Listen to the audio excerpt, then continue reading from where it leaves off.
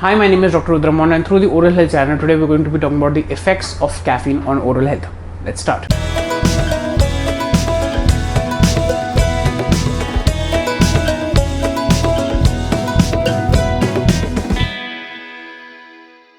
So today's episode is going to be a little interesting because we know that caffeine is one of the most important psychoactive substances that has been consumed by the world globally, and coffee is one of the most important and the most popular drinks and the beverages that is being consumed with along with the likes of tea. So being a coffee person, I really consume my caffeine and I need my first shot of black coffee in the morning so that I can start working out. So it's very important that I decided to go into the literature about what effect caffeine has on our oral health.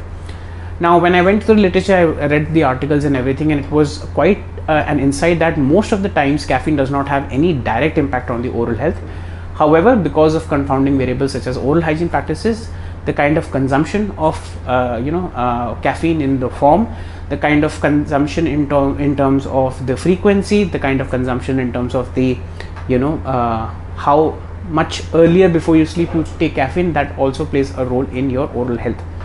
So caffeine is a psychoactive substance which is basically a diuretic. That means once you drink caffeine, it stimulates the kidneys to produce more urine and leads to fluid loss, which indirectly can lead to xerostomia, that is dehydration of the oral mucosa, that means dry mouth. Now we already know that the saliva has a lot of protective functions in the body. So if you're taking excessive amount of caffeine, you can have dry mouth like symptoms, that is known as xerostomia, and that can lead to other problems such as cavities as well as gum disease and all those things. Now when it comes to the salivary flow, it has been noticed that the caffeine itself can reduce the salivary flow in patients, which can lead to decreased saliva production, and it can lead to the susceptibility of teeth to undergo decay and dental erosion and other things.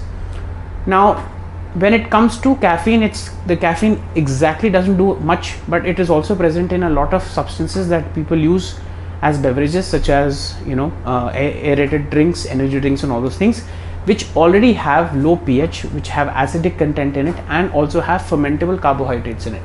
Now that in lieu of consuming caffeine or trying to consume caffeine, people consume those energy drinks, and that causes other problems such as dental erosion, dental caries because of the low pH, and that can lead to problems like that. So caffeine is never a perpetrator in terms of dental caries.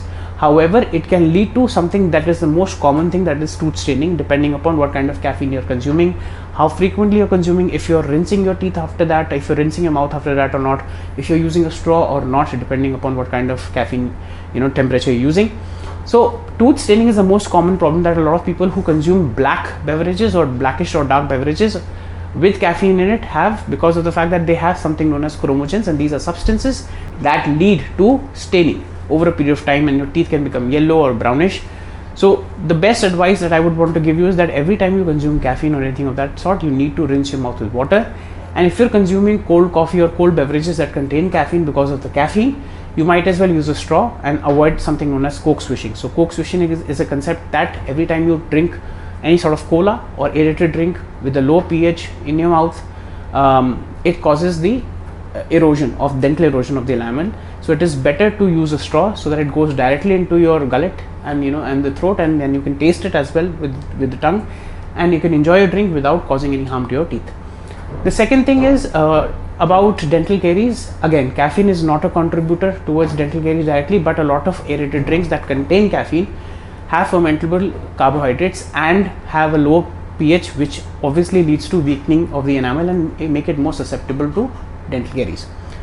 When it comes to the action of caffeine on the gums or periodontal health, now it has been found that the gums are very vascular in nature, and the caffeine there's a potential action that the caffeine can have in terms of vasoconstriction. So the blood flow becomes lower, and that's where plaque accumulation and bacteria can accumulate much more, because of not just the impingement of the restriction of the blood flow, but on top of that the diuretic effect, which causes xerostomia. So dry mouth can lead to more plaque accumulation and also lead to more periodontal disease. However, there is no direct link to from the caffeine and periodontal health. Coming to the other thing, that is something very important in terms of your sleep patterns, because your sleep also influences the amount of salivary flow. A lot of people tend to take caffeine very late in the day, quite closer to their sleeping time, which can cause problems because of the fact that it is a psychoactive substance. It can make you have sleep deprivation like symptoms. It can lead to disturbances in the sleep patterns, because of which you can also get problems such as bruxism and TMJ problems and teeth grinding and gnashing.